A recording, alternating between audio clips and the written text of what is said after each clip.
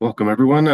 Today's spotlight is on dispatching. As far as dispatching goes, you got a team, you got new tickets. Who do they go to? You can throw a dart and hope you guess right, or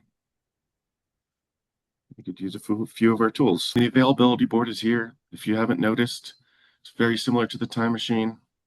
You'd still come in here and see locations. These guys are bots, so they actually don't set their location, but and you could still come in here and set yourself or someone else to away from keyboard or lunch.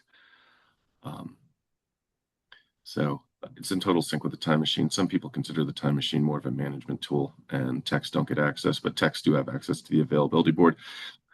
Gives you some similar information, just not all the details within. All right. So you're dispatching and a new ticket comes in. Everyone has a different process. Maybe you go into the ticket and you check all the title and summary, and you can change things in here. You can change all the properties, the priority. You could set the type, subtype, and item in here as well. A lot of dispatchers will do that. You can come in here and add some notes. Now, if you add an internal note, you could check this box, mark as in-house update. And then if you're a resource on the ticket, you'll actually get a pop-up and it will highlight the ticket for you. Let's say I want to add a note. This ticket's already dispatched, but I want to add a note. Hey, give me an update on this ticket. You can cross your fingers and hope your tech reads it, or you could tell them you added the note. Click mark as in-house update. Yeah. Again, any resource on this ticket is going to get a pop-up, and it's also going to highlight the ticket. So you could see a note was added on that ticket. Whoever's a resource can come in here, read the note, and remove that. When new tickets come in, what do you do with them? We have several options. Dispatch gives you a nice little calendar view. A lot of people like to drag and drop tickets onto the calendar. In MTX, well, you have to just click on the calendar. All right, so Anna hasn't done anything all day today. I want to sign this ticket for 1 o'clock. I click on the calendar. It picked Anna for today at 1 o'clock. And I could pick the rest of the attributes, where, reminders, fixed or shiftable, manually, or you could use these quick picks. This will make it in-house reminder 0 minutes and shiftable. This will make it in-house reminder 15 minutes and fixed. So you don't have to choose them. And then, choose a status. Now it's on Anna's plate. I could increase the time, remove the time, change any of the properties. I could also send her a notification and mark it as an in-house update, which will, again, highlight the ticket and give me a pop-up. So that's one way of dispatching a ticket.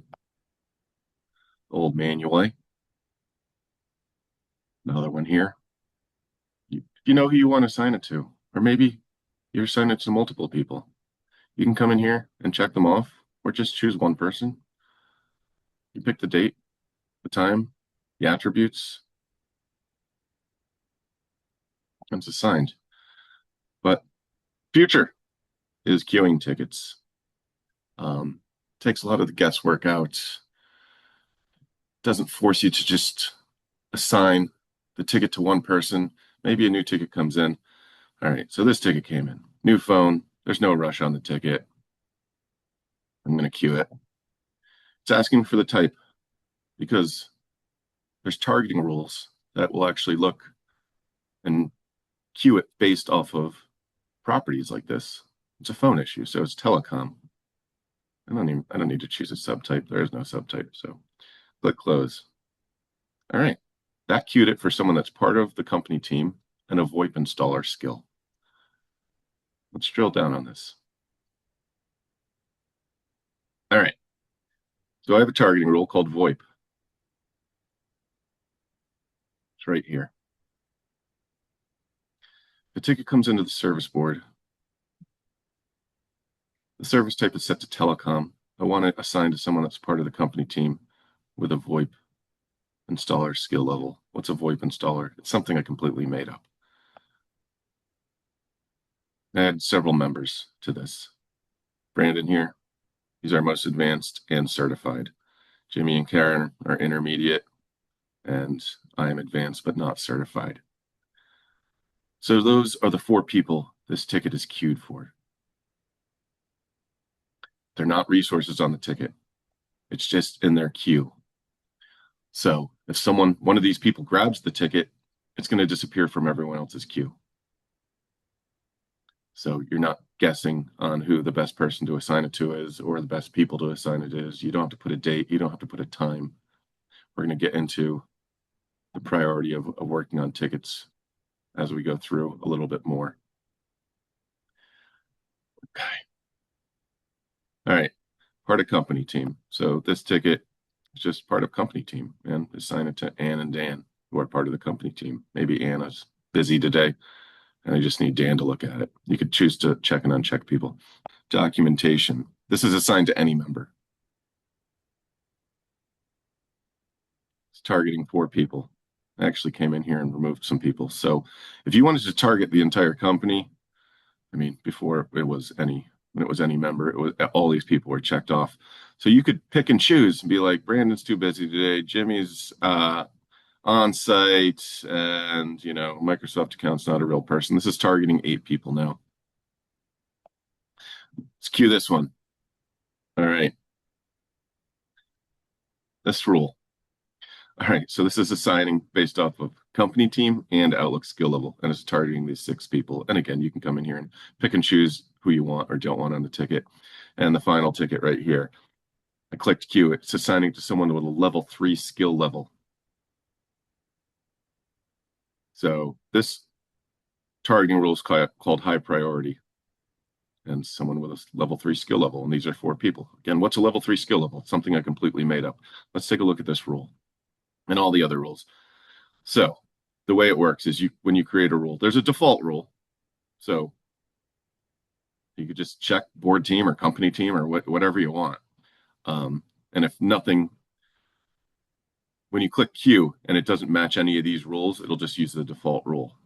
And these rules can be shifted. So it's looking at high priority rule. So if it comes in with an emergency response, I want to assign to someone with a level 3 skill level. These are my level 3 people.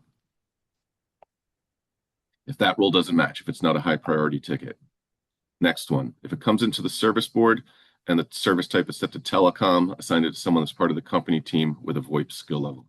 It's a little bit more of an advanced rule, but it's doable. It makes sense, Outlook skill. Ticket comes into the service board, and you set the service type to Microsoft 365. Assign it to someone that's part of the sales rep team. Oh, that's what I picked wrong. And with an Outlook skill level. So these are all your company teams. You make them up in ConnectWise and your board teams. Company team. Ticket comes in to the service board, assign it to someone part of the company team. These are the rules you're probably mostly going to have. Simple ones. Maybe project ticket comes in. Project ticket comes in, assigned to someone with a project role. What does a queue look like? Here's my queue. The ticket's on top. This was assigned for 8:30 this morning. It's now 11:20 a.m. That's why it's at the top. I haven't worked on it yet. This one's at the top because it was scheduled for a half hour ago. So these are red because they're past the schedule date. This one is coming up. Well, just passed. If I change the time on this ticket to 4:15, you can see it moved it down. As it gets closer to 4, that ticket will slowly go up.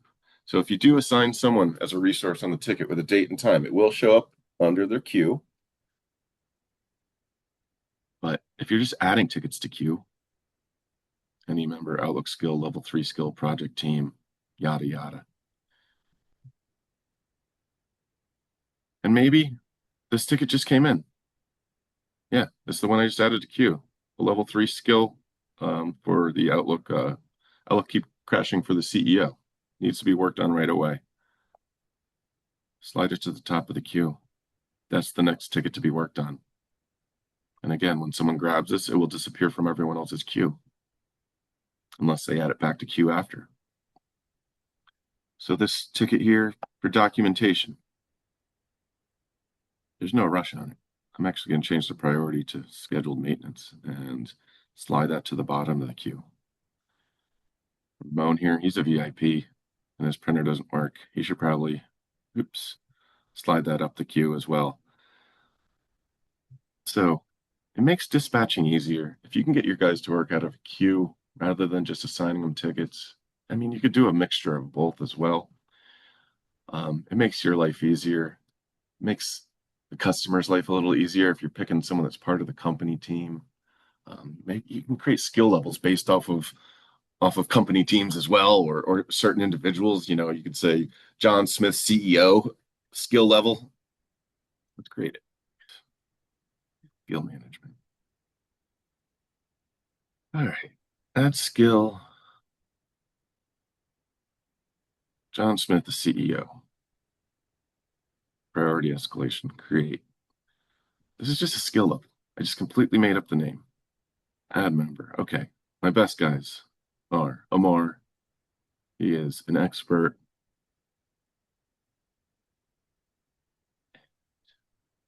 Dan knows this company really well, not as good as Amar.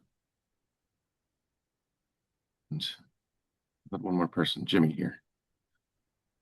Jimmy knows them well as well. Close that. All right. So we created the skill level. John Smith, CEO. High priority ticket. We can create a ticket. Let's just say this is John Smith.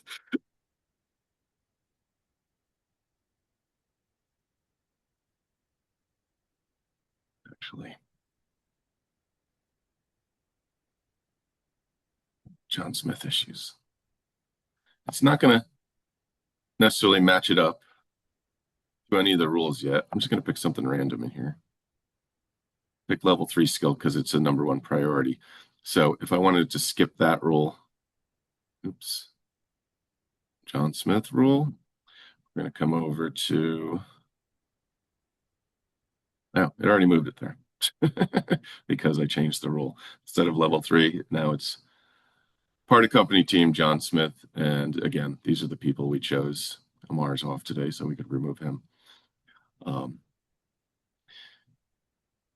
Creating rules isn't all that bad. You don't have to be as complicated. You can make it very simple. It does make dispatching very easy. You could move it to you could remove tickets from queue, move it to the front, move it to the top. Again, add, remove people. You could see this actually was manually set by Marty, and you could reset it back to rules, and it went back to John Smith. The reason it says reset by Marty is because I removed someone. So I manually came in here and changed some things with the rule, or with what the rule is supposed to do. So some people will call and be like, hey, you know, I queued it to this rule, but it's not working correctly. And because you came in here and manually changed it. So if you want to reset it back to the rule, click that button. I mean, queuing is just going to make things easier for your team and your clients and yourself.